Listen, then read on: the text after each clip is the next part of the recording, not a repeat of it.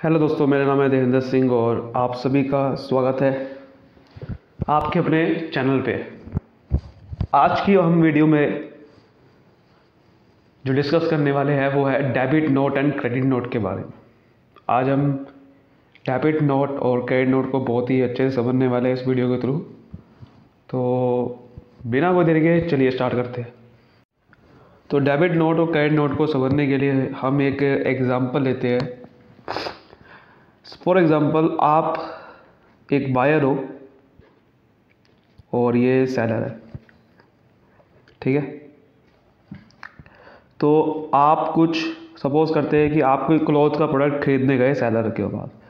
तो ये क्लॉथ का प्रोडक्ट खरीदने गया, इसने उसको क्लॉथ दिए और इसने कुछ मनी दी, ठीक है। अब हुआ क्या, कुछ दिनों के बाद उस लड़के को वो कपड़े पसंद नहीं आए तो वो वापसी करना चाहता है। अगर इसने कैश में ख़रीदा हो तो वो क्या करेगा, वो सिंपली सेलर के पास जाएगा उसकी दुकान पे और उसको वापसी करेगा और वहाँ से पैसा रिफ़ंड कर लेगा अपना। ये सिंपल सा प्रोसेस करेगा वो। लेकिन अगर वो क्रेडिट में ख़रीदता है, ये मनी नहीं देता है, क्रेडिट में अगर वो लेता है सामान, उधार में कपड़े खरीद देता है वो, तब उस केस में क्या होगा, जब वो उधार में कपड़े खरीदेगा तो वो हाथों हाथ तो मनी नहीं देगा, और लेकिन सेलर उसको उसी टाइम कुछ ना कुछ एक रसीद जरूर दे देगा, जिससे उसको भी रिमाइंड रहे कि हाँ भाई मैंने पैसे देने हैं और सबूत भी रहे।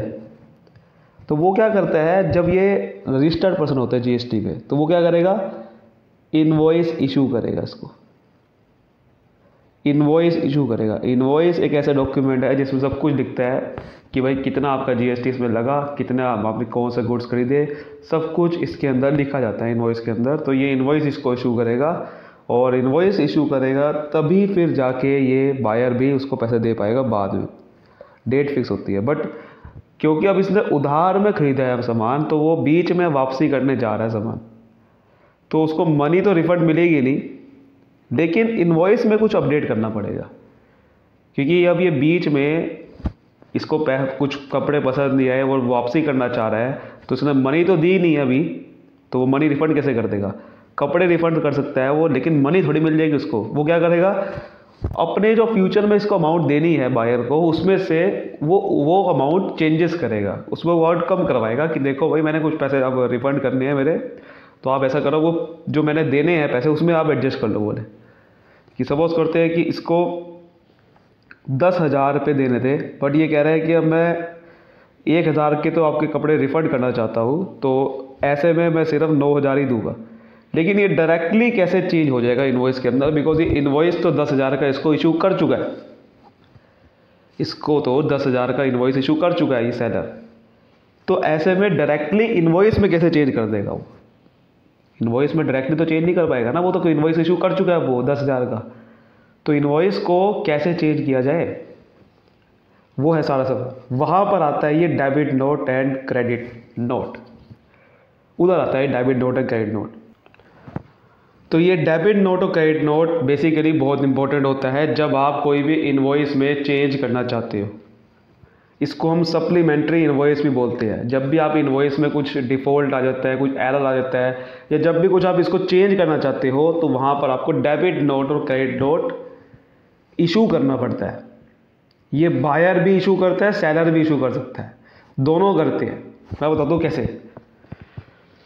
जब भी किसी बायर को परचेज रिटर्न करनी होती है, आपने कोई सामान खरीदा तो उसको रिटर्न करना है, तो ऐसे केस में देखो, जब भी किसी बायर को परचेज रिटर्न करना होता है,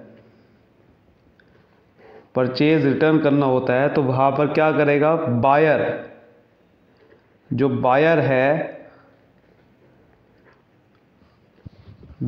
है वो सेलर को क्या करेगा, डेबिट नोट इशू करेगा। डेबिट नोट क्यों इशू कर रहा है, इसका नाम कहाँ से पड़ा डेबिट नोट। देखो, जो बायर है वो सेलर के लिए क्या है, डेटर, और जो बायर है उसके लिए सेलर क्या है, एक क्रेडिटर है। तो मतलब बायर के लिए बायर के लिए क्या है, सेलर क्रेडिटर है, क्योंकि उसको पैसे देने हैं फ्यूचर में। परचेज उधार में करके आया तो फ्यूचर में उसको पैसे देने हैं, ठीक है ना। तो जो फ्यूचर में पैसे देने हैं, तो बायर के लिए सेलर क्या है, क्रेडिटर है। क्रेडिटर है तो उसको अब परचेज रिटर्न करना है, मतलब अब पैसे उसको वापसी लेने हैं। या भी आप ये भी कह सकते हो कि आप उसको जो फ्यूचर में पैसे देने हैं उसको कम करवाना है, क्योंकि पैसे वापसी तो मिलेंगे नहीं, हम क्या कर रहे हैं, उसे एडजस्ट करवा रहे हैं ना, कि जो फ्यूचर में उसको 10,000 रुपये देने हैं उसमें से एडजस्ट करवा रहे हैं। मतलब हमारे क्रेडिटर का पैसा कम होने वाला है, यही तो कह सकते हैं। 10,000 के क्रेडिटर है समझ लो, तो 10,000 के क्रेडिटर में से 1,000 कम करने हैं। और याद करो क्रेडिटर कैसे कम होते हैं, क्रेडिटर बढ़ते हैं क्रेडिट साइड से और घटते हैं डेबिट साइड से। तो अगर क्रेडिटर को कम करवाना है तो उसको डेबिट करना पड़ेगा अपने अकाउंट में, बायर को अपने अकाउंट में डेबिट करना पड़ेगा इस क्रेडिटर को। तो इसलिए वो डेबिट नोट इशू करता है, कि ये दिखाने के लिए कि देखो हम आपका अकाउंट डेबिट कर रहे हैं, बिकॉज मैं परचेज रिटर्न करना चाह रहा हूँ। आपके कुछ प्रोडक्ट मुझे पसंद नहीं आए, कुछ डिफेक्टिव निकल गया, कुछ डैमेज हो गया, कुछ भी हो सकता है रीज़न कि मुझे कुछ पसंद नहीं आया, इसलिए मैं इसलिए आपका अकाउंट डेबिट कर रहा हूँ और आप ये प्रोडक्ट वापस ले लो। तो इस वजह से ये डेबिट नोट इशू करता है बायर, और सेलर इसके बदले में इसको क्या करेगा, क्रेडिट नोट इशू करेगा। क्योंकि देखो बायर के लिए सेलर क्या है, क्रेडिटर, लेकिन सेलर के लिए बायर क्या है, डेटर, यानी कि उसको तो पैसा मिलेगा ना ए से।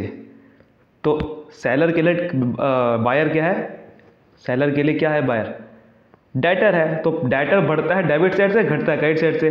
तो इसका मतलब जब उसके पैसे अब उसको कम देने हैं, क्योंकि पैसे कम मिलेंगे सेलर को, बायर से पैसे अब कम मिलने वाले हैं। पहले 10,000 मिलने थे, लेकिन अब 10,000 में से 1,000 कम मिलेंगे, यानी कि अब उसका नुकसान हो रहा है।